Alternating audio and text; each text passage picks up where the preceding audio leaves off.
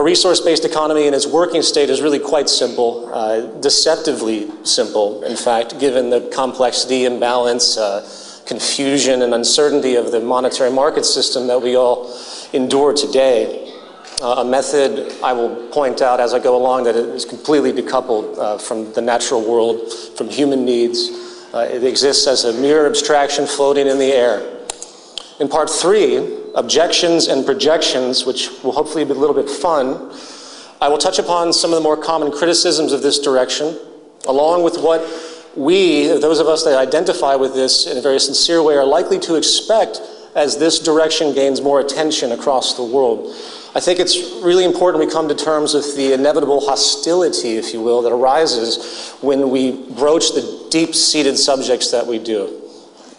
It's important to remember that we're all victims of culture, as has been pointed out by previous speakers, and while many people are indeed coming to terms with the growing social problems and do see the Zeitgeist Movement, the Venus Project, and the resource-based economy as a viable solution, there are also many that have a very, very powerful identification with the current model, and in all seriousness, view our work as an extreme threat to their identity, and it's something that, unfortunately, I think will grow.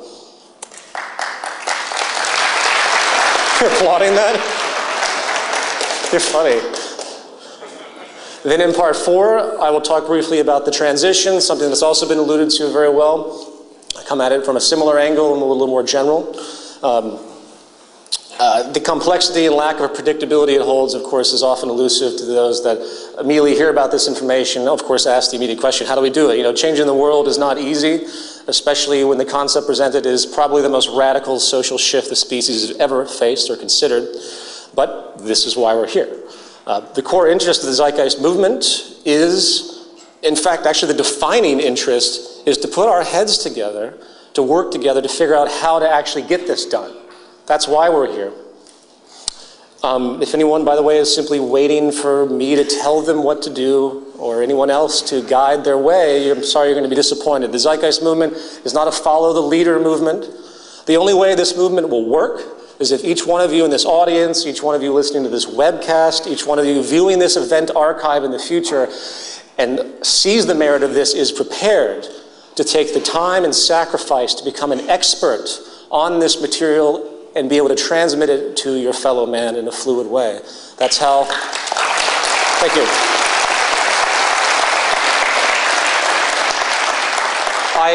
I've ended 2 of my previous films with the revolution is now, and I want to clarify that the revolution is a revolution of thought. It's a revolution of creativity, of thought, ingenuity, a revolution of consciousness. So I want to just understand, make it very, very clear that this is an information-based movement. It's an enlightenment of understanding what can be if we cared enough. All right, part 1, the self-generating model. A wise man once said, the most profound understandings tend to be the most obvious yet overlooked. I want everyone to keep that in mind as I run down the following section, for as elementary as what I'm about to point out may seem, these issues are far from being given the relevance they actually deserve. You know, that of course mentality. Oh yeah, of course. Those who say that tend to not understand what you're saying. Natural law. A natural law is a property of what we call nature, or in effect the physical phenomenon around us to which we are symbiotically connected. Classic example is the law of gravity, of course. Doesn't matter how much faith I have to believe I can jump up right now and dance on the ceiling.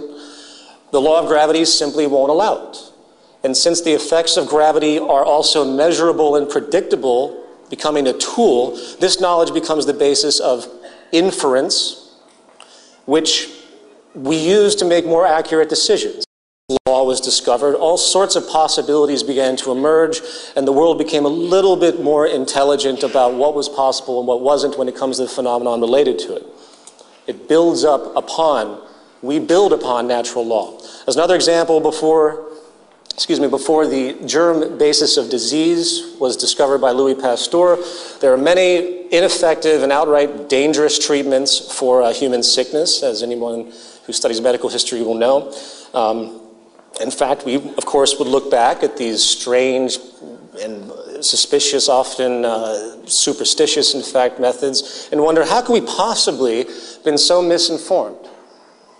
Yet, we seldom recognize this trend as a universal and how it applies to us today. Most rarely consider that many of our current modern practices might be in the same boat, to be looked back upon by future human societies, which will wonder, what the hell were they thinking? Didn't they see the natural law referent for that issue? Etc. The point here is that the evolution of scientific discoveries which always originate from feedback from the natural world, constantly refine our understandings, if, of course, we're open to receive it, which is a conversation in and of itself. It creates dependable, testable reference that we can use to assist in our reasoning about a problem's solution or even invention. The process of transfer or reason from a given law to be extrapolated to an extrapolated conclusion, is called inferential logic, as if anyone's ever studied these things in college. Nearly every man-made thing you see around you in the modern world is essentially a product of this reasoning. Everything. However, there is one area of human life, which we all have to admit, which goes virtually untouched by the natural law reference and the extrapolation of this reasoning. And that, of course, is our social system. Somehow, human organization is excluded here. For some reason, the social arrangement that we utilize goes untouched as evolution continues of information. It exists as one of the most dated practices of organization I think we have left, in fact. Now, again, I could break off into many different areas from this point in regard to how provably ineffective and archaic the whole of human social management is conducted, from our prison systems to the banking oligarchs that we blindly accept, to the grand distortion that I literally could talk for hours and hours on. And if any of you have seen my prior presentations, social pathology, I strongly suggest them. But that's not the point of what this presentation is about, because I want to hone in. For the sake of this short presentation, I want to narrow it down to one thing, and that's universal human needs. Many throughout modern history have been trying to find a universal distinction for what we call human nature, a very open word these days, used almost flagrantly by the population. The question becomes, what traits are universal really across the whole of the human species? You really can't define human nature without that essentially being the case. Well, rather than speculate, which is again what the great majority of the public does in this, and then in fact I'm going to talk about it a little bit later as an argument that moves against us, people often bring this up, let's actually think about what we actually know. Human nature in a general sense is at least a set of immutable human needs that run through the species without exception. Needs which are not only govern our physical health, which is the first thing most people think of when you think of a human needs, which is food, but can actually also trigger different predictable behavioral and physiological tendencies that are quite elusive in the organism, that are not readily apparent in the sense of causality that we typically think of. Furthermore, it isn't just those needs must be met in a traditional input sense. There's also the very real need for all of us to have protection against other forms of stimulus that can corrupt us, that can distort us. As will be touched upon in a moment, certain environmental or social stressors, for example, can create profound yet initially unnoticed consequences in human development. And it's a very misunderstood and underappreciated fact. Needless to say, if I don't get proper nutrition, water, air, I will cease to exist over time. If I'm exposed to substances that are chemically toxic to my biology, such as ingesting mercury or the like, I will likely get very sick or have permanent brain damage. If I suffer a serious vitamin deficiency as a child, there's a predictable detrimental outcome for my personal health, such as stunted growth or immunity deficiencies. But human needs, of course, do not stop at that basic level, and this is really the highlight of this. Humans are biopsychosocial organisms, meaning we're affected by our environment symbiotically in very subtle and complex ways. And before I continue, whose water is this? Because I need a, it's mine? Beautiful. You're not,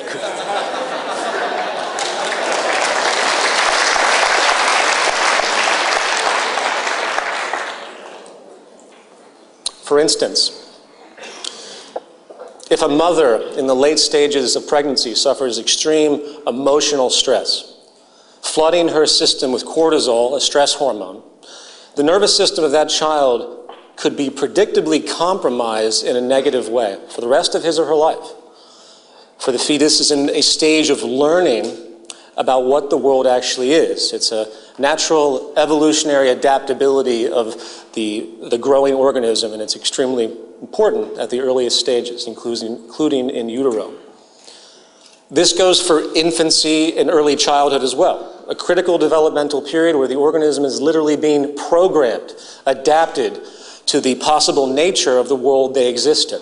An impression, by the way, which has been found to carry, again, for the entire life of that person in certain ways.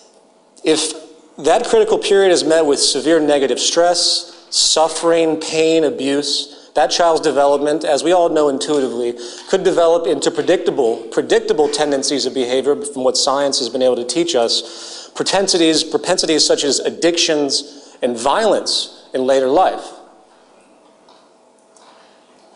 The point here, with respect to human need, is that the physical, mental, and emotional health of a person can no longer be considered an isolated temporal affair. We are social and environmentally connected in an extremely real way, multifaceted.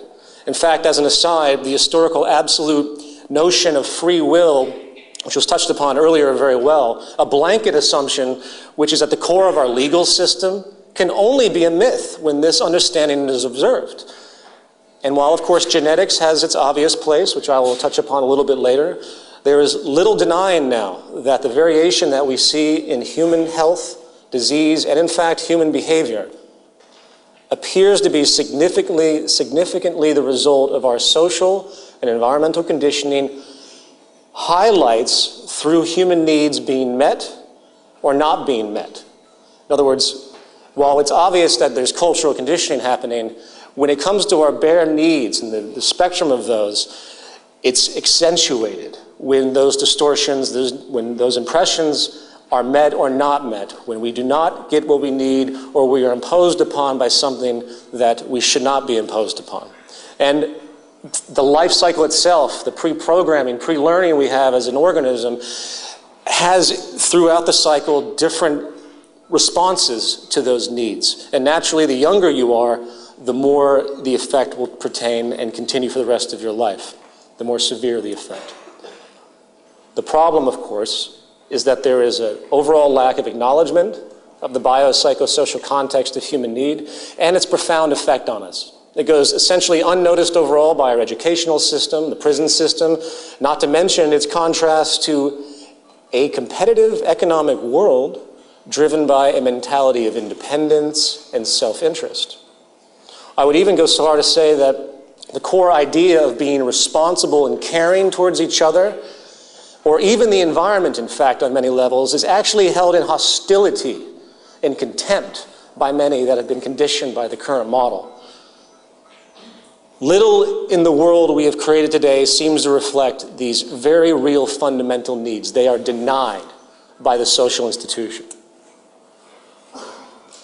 The bottom line here is that if we as a society actually care about the well-being of each other, and hence the symbiotic natural law aspects that create and reinforce that progressive state, we are faced with an immutable social imperative. Across the entire spectrum of what we consider public health today, we now see long-term increases overall in cancer, personality disorders, poverty, obviously, familial deprivation, crime, depression, suicides, addiction, violence, self-harm, kids mutilating themselves, obesity, and many other medical, psychological, and anti-social signposts of an out-of-balance society. Something clearly is very, very wrong. So returning to my basic point, the core referent of any social system is the human being and its evolutionarily defined, immutable, pre-learned need requirements to develop properly survive, and maintain good health, and prosper.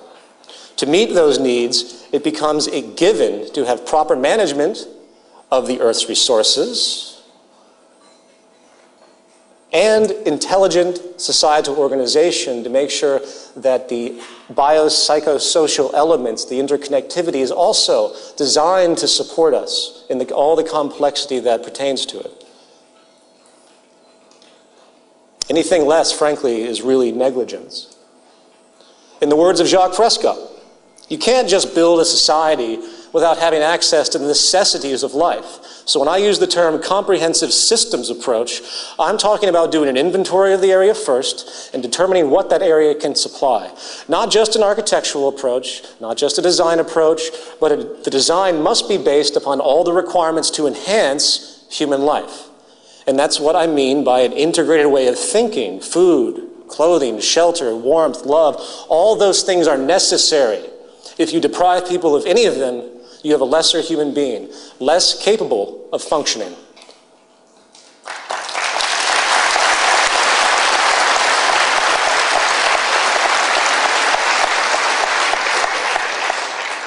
So in the end, public health, in the broad view, is the ultimate measure of the performance of any social system, along with the intelligent management of the earth, which provides the core resources we need, coupled with social conditions, for example, reduced negative stress. That's paramount to a healthy society. The monetary market system, on the other hand, the governing socioeconomic paradigm of our time, which is based entirely around the near arbitrary movement of money, not the advancement of public health or environmental sustainability as it conflates needs with wants and consumption with progress, shows its true hand when we realize that both human health and the environment which we inhabit are, in fact, provably in decline. You can take all the monetary economic theories, as brilliant and sophisticated as they may sound on paper, and their grand loaded rhetoric of supposed freedom and democracy, and simply compare those ideals to what is actually happening today. There's no contest. In fact, if there was one word to me which summarizes the current socioeconomic paradigm, it would be inefficient.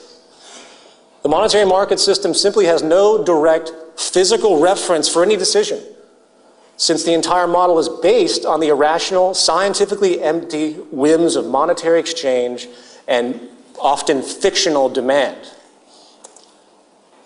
No overarching consideration for the interconnectivity inherent in the world you see around you, no structural interest to efficiently meet the spectrum of human needs and make sure the integrity of each human is sound, regardless of the adverse consequences both personally and socially when that is denied. No consideration for the resources which allow for our survival and hence fulfill our needs. In fact, no consideration for the natural orders of balance at all. It is virtually baseless in the light of governing natural law and its demands and restrictions which are immutable.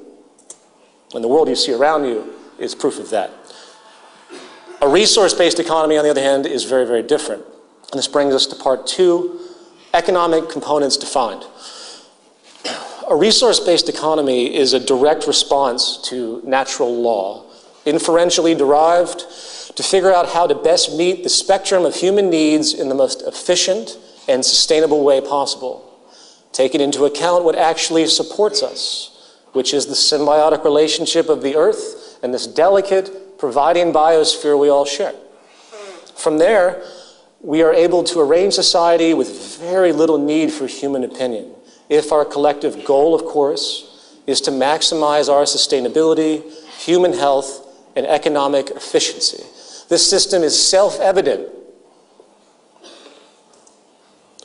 The goal of a resource-based economy, of course, is to achieve peak ecological sustainability and operational efficiency while meeting the spectrum of essential needs of literally every human being on Earth without exception, adapting itself to new scientific understandings in human and environmental discoveries as they arise, and applying it immediately without any interference whatsoever once the scientific validity of those interests are proven.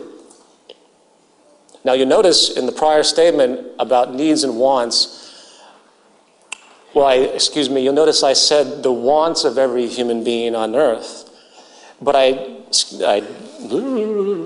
excuse me, let me start again. Now, you'll notice I didn't say wants of every human on earth. It's important we understand the distinction between needs and wants. Wants are not based on natural law.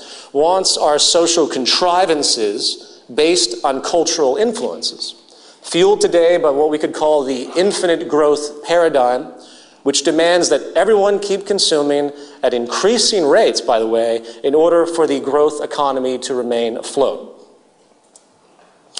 The result, in part, is that wants and needs are now conflated. It's a strategy. Some people have excessive purchasing power and can have virtually anything they want, while at the same time the great majority now can not only achieve their temporal, cultural generated wants, they can't even meet their basic human needs. And if you have a system that conflates those two, suddenly no one's responsible because it comes to a single entity. So we can accept the fact that a child dies every 4 seconds for no reason because of poverty. On a different level, I often get the question when we bring up this model, what if I want a 50-room mansion in a resource-based economy? Where's my freedom to have that? And I usually ask back, okay, well, what if I want a 1,000,000-room mansion? Or perhaps, what if I want the entire continent of Africa as my backyard? At what point does this selfish, acquisitive, spoiled interest become blatantly irresponsible and socially offensive? Given we, one, of course, again, live on a finite planet, and two, in a society which one way or another, regardless of the social system, resources must be shared. Excessive, ostentatious living, to me, is really an anti-social form of neuroses, groomed by a social system that needs, again, constant demand and rewards arbitrary status for the sake of that demand. It's a psychological scam, in a way. And if you will, frankly, if you think about it deeply, it's actually a form of violence against humanity itself. Now, before I run down, thank you.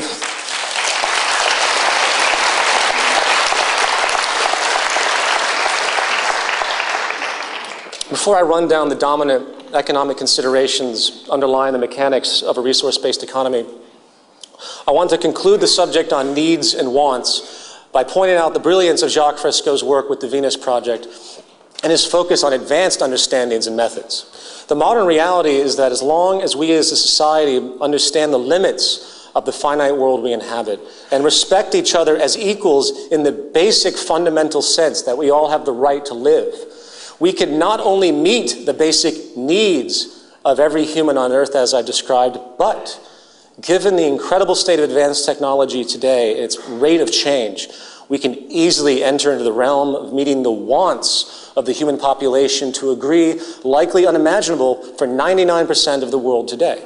We can create a vast material abundance if we simply updated and organized ourselves efficiently using modern understandings. Now, coming back to the model, I want to specifically isolate 3 aspects. Aspects, again, which are critical to responsible decision-making for the sustainable fulfillment of human necessity. Resource accounting, dynamic equilibrium, and strategic design. Resource accounting. We live, again, in a virtually closed planetary biosphere with a set of mostly finite resources at our disposal. Given this reality, the logic becomes quite clear as to our responsibility if we wish to allow our habitat to sustain itself for future generations.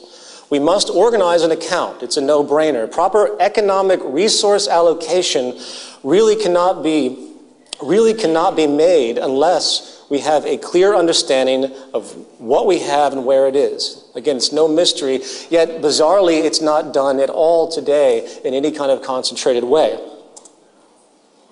But accounting is only the first step of this responsible earth and social management I'm describing. We also need to track the rates of change, of course, and regeneration, if applicable. Again, it seems like a no-brainer, doesn't it? It seems so obvious. Well, why aren't we doing it? Here we have what could be called dynamic equilibrium. Classic example of this issue today is deforestation. Trees have a natural growth rate. We can't really alter that, at least not now. And if our use of wood exceeds the natural regeneration rate of a particular area, we have a problem. It's the definition of unsustainability. Remember, as an aside, the monetary market model, again, requires as much consumption as possible to keep the growing population employed and the economy operational. This is, very simply, by all definition, complete ecocide. Remember, a core requirement of a true economy, a real economy, based on something tangible, is to economize, to be strategically efficient and conservative. Today, we, of course, live in an anti-economy, to quote John McMurtry. And this leads us to strategic design. Efficiently meeting the spectrum of human needs on a finite planet in a sustainable way means resource allocation must be optimized strategically and conservatively. Today, this is haphazardly done through arbitrary monetary rationalizations. It is about what can be afforded by the producer or the consumer, not what the most efficient strategic use actually is. Not to mention the issue of longevity of a given good and the method to be used for its eventual breakdown, the recycling. None of that is considered in the initial design of anything, for, as I've mentioned prior, it's all about constant turnover. Remember, an economy is about increasing efficiency at all times. It's about doing what is most scientifically correct, not what some company can afford in order to remain competitive in the market system. We need strategic allocation and design as derived from proven technical parameters that assure maximum efficiency and sustainability. Anything less, again, is just absolute negligence when you really sit down and think about it. It's beyond depressing and enraging when you see what's actually occurring. So, resource accounting, dynamic equilibrium, strategic design. This sets the basic underlay of the resource-based economy model. These core components are the basic orienters, if you will, which take into account the natural law I just described from the standpoint of Earth and human systems, which are the two component attributes in the broadest scheme that essentially in consideration here. There's more, obviously, there's the environment and everything else, but we are here to sustain ourselves. And naturally, of course, symbiotically related, we have to sustain the planet and the entire ecosystem simultaneously, including the bees that pollinate, health of the oceans, and everything else. So sometimes I've had an argument come against me say, well, this is too human-centric, which I thought was extremely interesting, because people have so much sympathy for animals and everything else, as which they should. But we have to understand that it's all worked in. It's all one big system. The extinction spasms we see are detrimental to us, depending obviously on what they are. But everything that's happening is both natural, but it's also interfered by what we're doing. And the fact that we still have certain areas of the planet that have to do manual pollination because of the death of bees in certain regions is a truly horrifying and a revealing notion regarding the state of affairs today. So, let's continue the inference now. Building upon these 3 points, we can then arrive at the following specific points. And I am going to be making a little bit of a jump here because of the time restrictions of this presentation. We need to move from a growth to a steady state economy. Dynamic equilibrium cannot be maintained in a growth economy, for constant growth is impossible on a finite planet.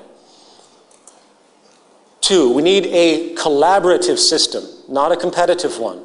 Strategic design, as I just discussed, cannot be fulfilled when cost efficiency is in play. The competitive system is wholly irresponsible and inefficient. I'm not even talking about a moral issue here.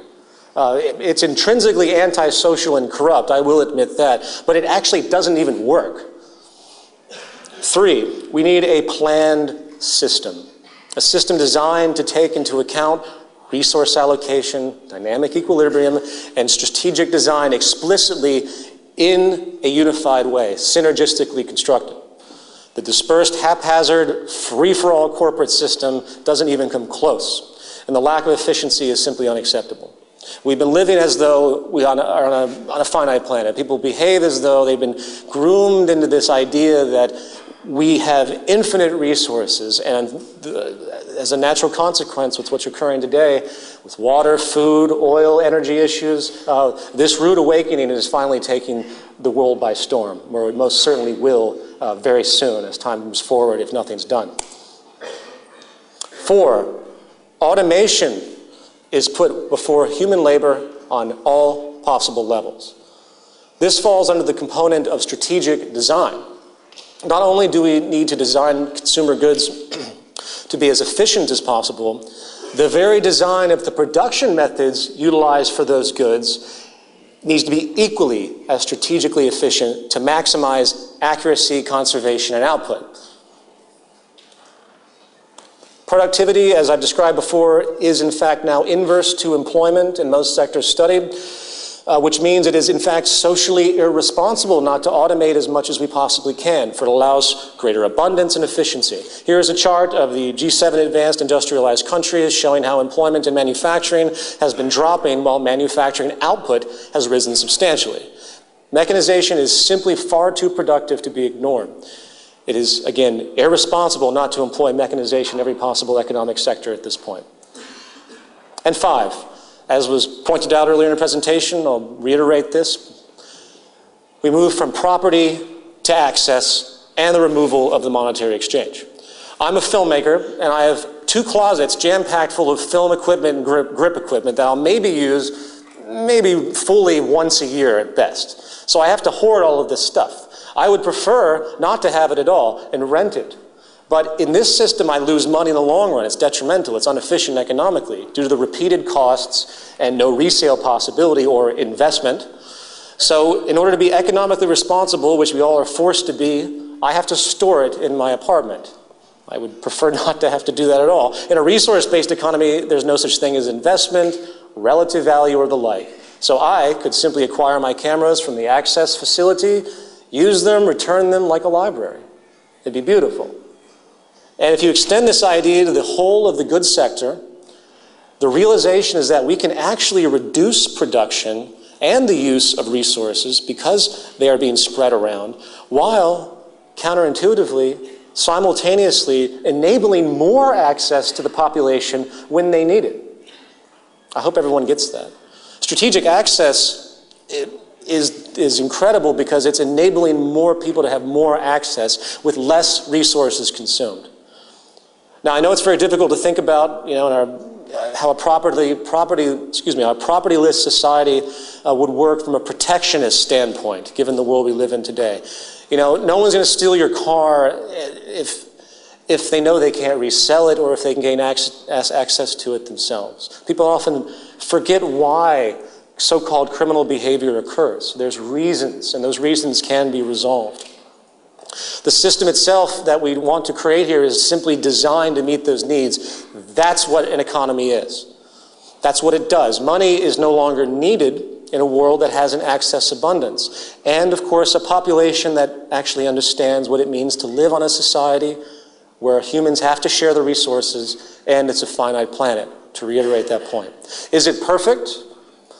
No, it's not a utopia, and there are a series of holes that even I can punch into it, but that doesn't mean they're not resolvable. It would be cataclysmically better than anything we have now, which is damaging ourselves and our environment, and is on pace to be getting worse exponentially. And this brings us to part 3, objections and projections. Now, I'm moving very quickly here.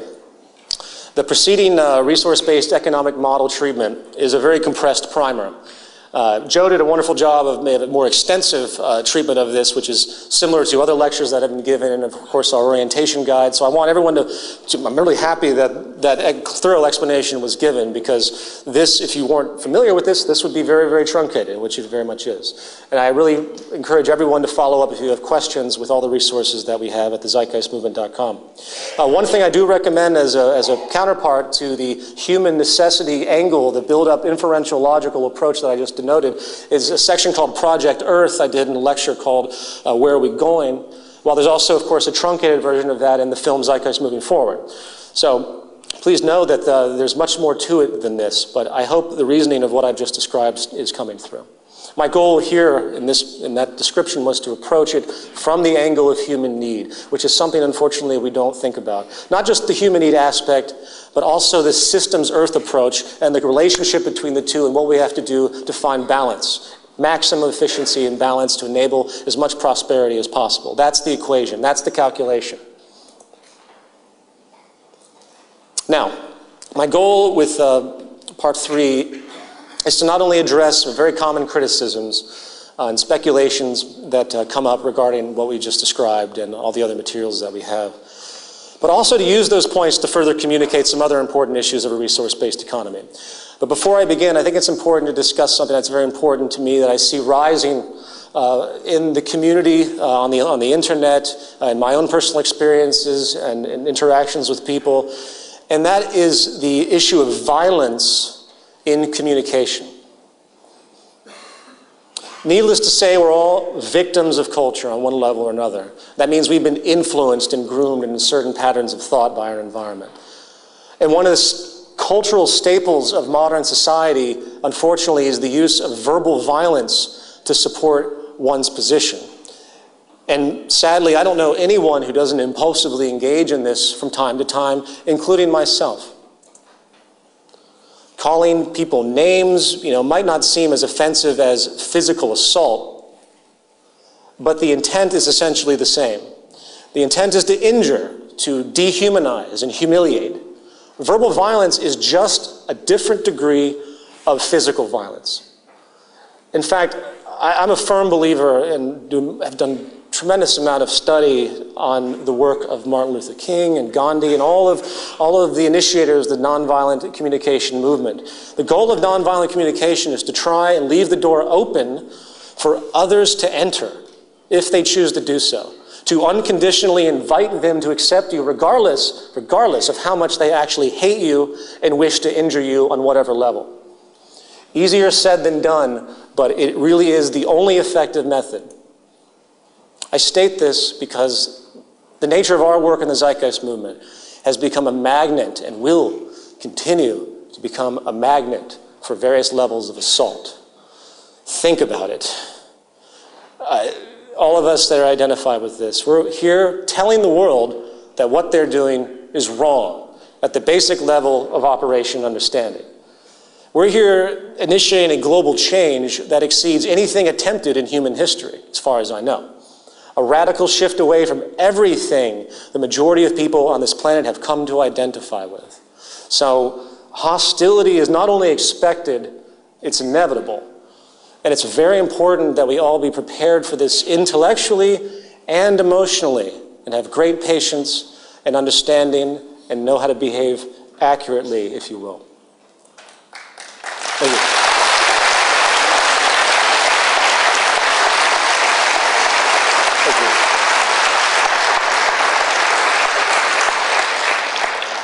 Now, we always have a lot of seriousness in the discussions that naturally seriousness is important. It's where we are. But I've tried to make this a little bit more relaxed in my presentation of the critics of a resource-based economy.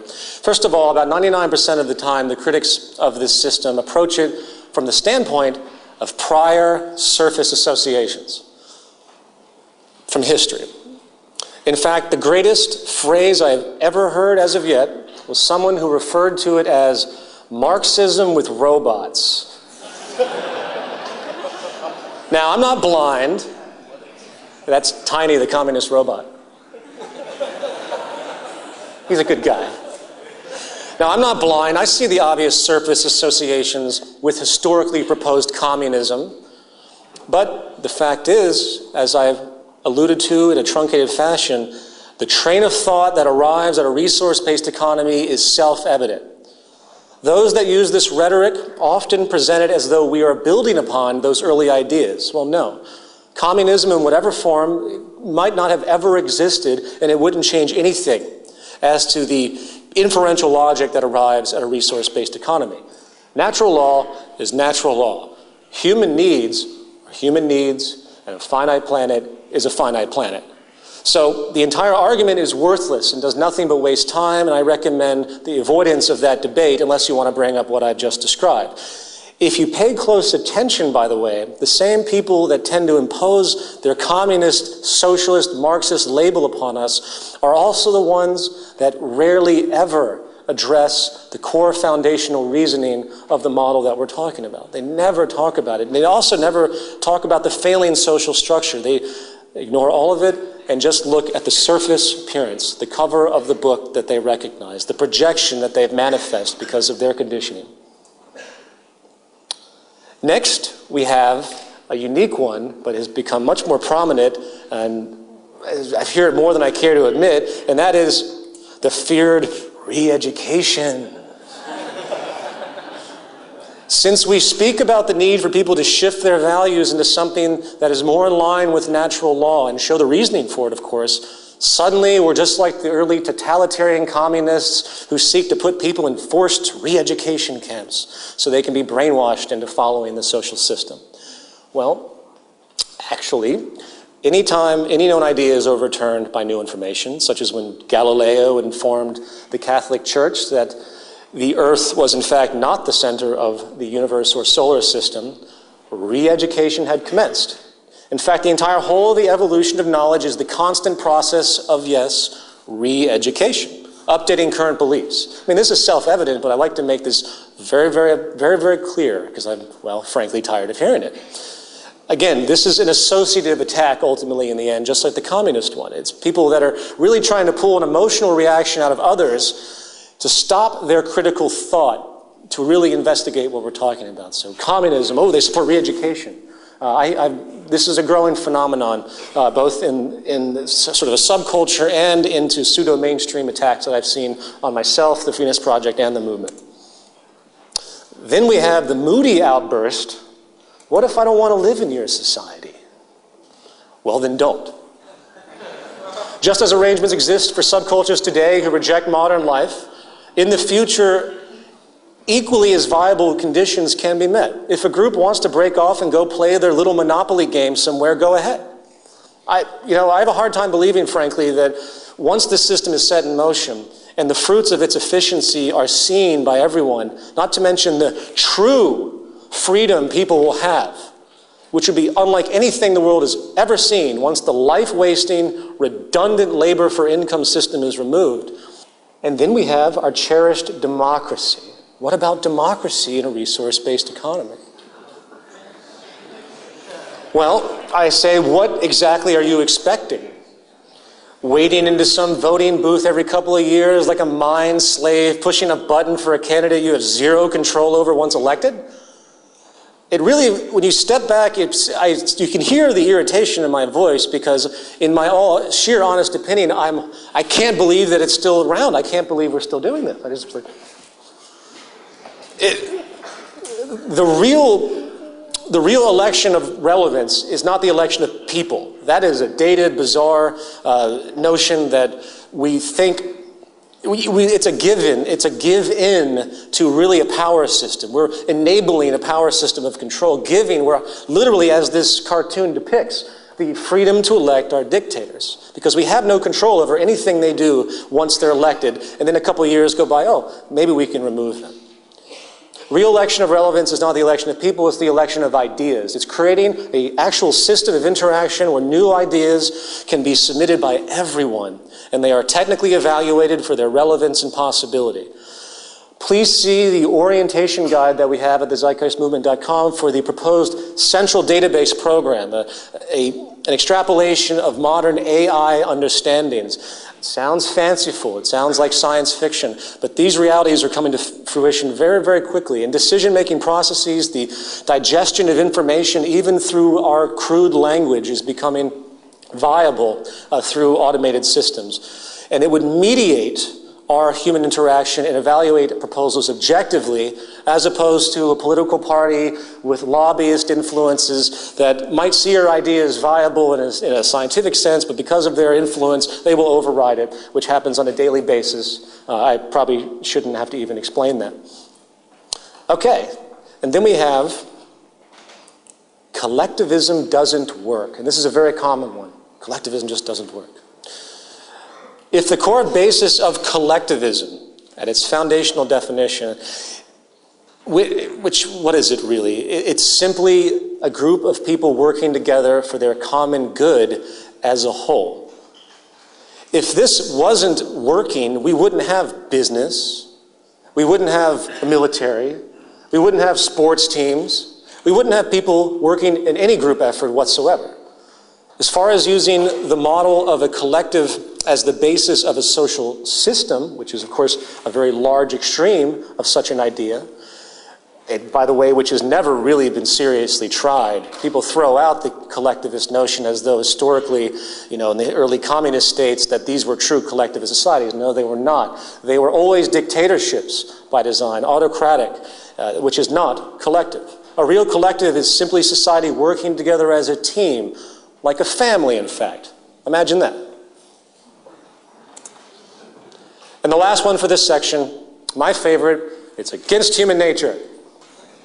We are simply unable to work together on a large scale because of our evolutionarily embedded self-interest. No hope, we're stuck, everyone go home.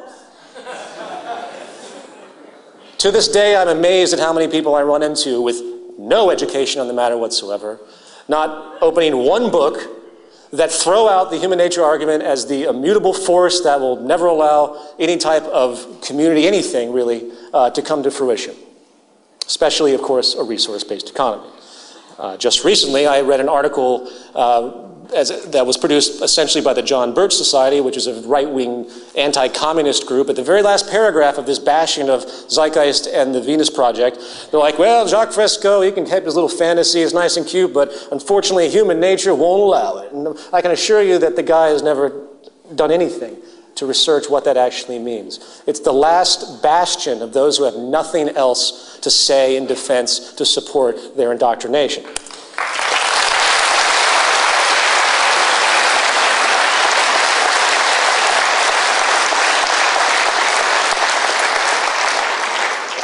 The ultimate question, to delve into this a little bit, is it against human nature to cooperate? That's the central question. It certainly seems like that if you take the narrow view of history on a surface level and you look at the tremendous divisions and conflicts throughout time. We see endless series of wars, genocides, conquests, severe competitive tendencies, of course, power abuses. And given that's the pattern we recognize historically, given that we see this in our history books, with no real background as to the foundation of why that occurred, it's easy to assume that it must just be human nature. That's just the way we are. Forget the environment. That's our programming. Now, that's essentially the core argument. If it's historically reoccurring, it must be human nature. However, we do see, and this is what's ignored, that human beings do cooperate extremely well in certain environments. As much as I don't like the military, it's a collective. It is a unified system working together. It is a collaborative system. They train and work together, and they do so very well. Granted, they are competing against a common enemy, so there's your division, but cooperation is existing nevertheless, even if it's isolated. I had a conversation with a behavioral biologist at Stanford University, and he made a very unique point to me regarding the subject of self-interest and the us against them pattern that exists, as he's seen it, through almost all primate species, including ourselves, of course. It appears that if the human species is very, very different in its us against them issue, while it's concurrent, while it exists, obviously the pattern exists, the malleability of who the them is and who the us is almost as arbitrary as anything else. On a dime, we can turn the other cheek and find a new enemy. So, who is to say that that enemy has to be another person or group? The conditions might simply be dictating that due to the scarcity of the environment, perhaps, which is, of course, probably the reality. What if the human species came together to move against other enemies, perhaps true threats to the survival of the species as a whole, which, of course, as we've seen in Japan, are natural disasters and diseases? Why can't that be the them of the human species and we be the us?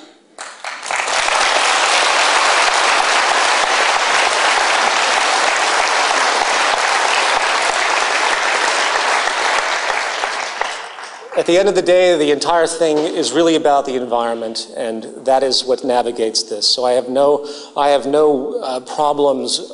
I find no dichotomy in the understanding of human nature with respect to us being able to collaborate, because the patterns are all there. It's simply creating the condition and the understanding to make it happen. Okay, so there's a great deal I could have said on the nature versus nurture and evolutionary psychology issue. The film that I released, the first opening section, I think does a very good job to create a primer of some very important aspects. So I'm going to leave it at that and move into part 4, transition and the movement. The transition itself from our current system into a resource-based economy is, of course, a complex thing to consider with variables beyond our current foresight, as been alluded to by previous presenters. The central issue is awareness, of course. If the public's consciousness can be expanded to understand and accept the incredible potential the future can hold, where poverty, war, 95% of all crime, mundane, repetitive, meaningless jobs would be eliminated, then I feel, obviously, they would be more likely to adjust their values and expectations and associations accordingly. This data is coming on the heels now of a global economic, ecological, and dare I say, spiritual or confidence collapse across the world. And the underlying mechanism of these problems, driven by the monetary market system's very mechanics and values, are generated to support it, show no signs of stopping. And I think we're going to see, as I mentioned earlier, an acceleration of these issues as time moves forward. I'm not going to expand on the different levels of social failure as I see it, because it isn't the scope of this program. In a lecture I called Social Pathology, which was done in ZDAY in 2009. I do a huge expansion of this, so if you want to understand the pending collapse, which deals with technological unemployment, peak oil resource depletion, water and food shortages that are pending because of failures of efficiency, systemic global sovereign debt default and hyperinflation, along with the result, in fact, of massive civil unrest. As confidence continues to fail, people become more alienated, poverty increases, and income disparity increases as the wealthy work to protect themselves and grab as much as they can, because that is their reaction to these types of things. The worse it becomes, the worse it's going to get. I hate to say it that way, but that is the natural unfolding as has been happening.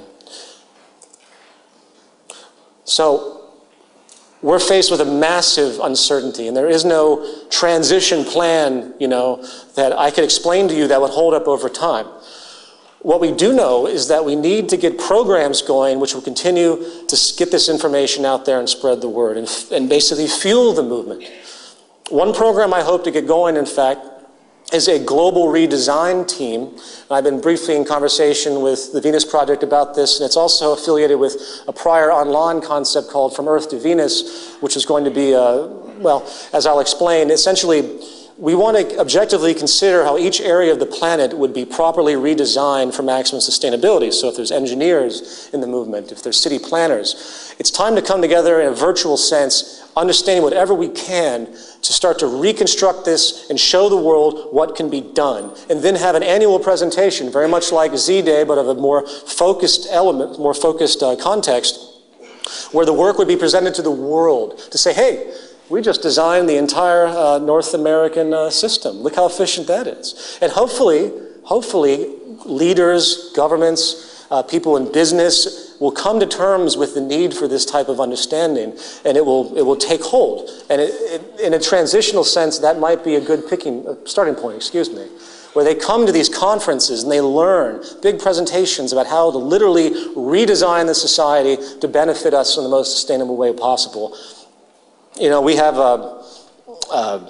this thing called the G20, Well, we need the Z20, or the Z200, in fact.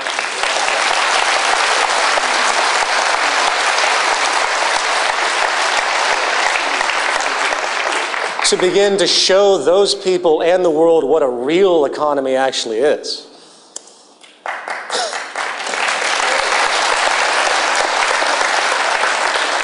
Now, our current goal, of course, in this phase is critical mass, unifying the world to understand what actually constitutes our survival and prosperity, as we've discussed. and how the current model is really injuring everyone, regardless of their wealth. The stress relationships are unescapable, and they're not necessary, even for the uberly rich.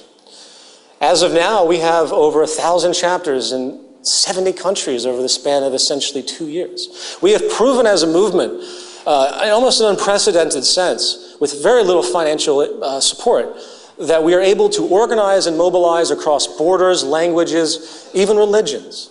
And this third annual Zeitgeist Day event, with hundreds of events across the world, show the power of influence, the possibility, the power of our cooperation.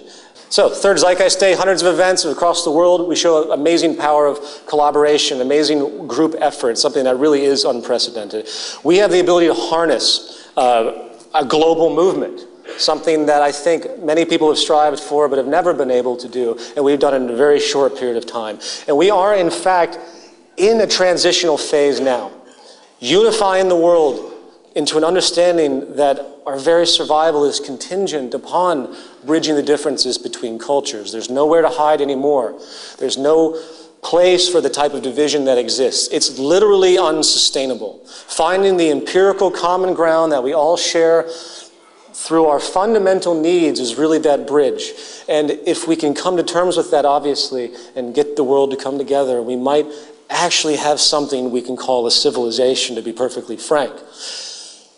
And in conclusion, I'm going to end with one of my favorite quotes of all time. The old appeals to racial, sexual, and religious chauvinism, to rabid nationalist fervor, are beginning not to work. A new consciousness is being developed which sees the earth as a single organism and recognizes that an organism at war with itself is doomed. We're one planet. Thank you.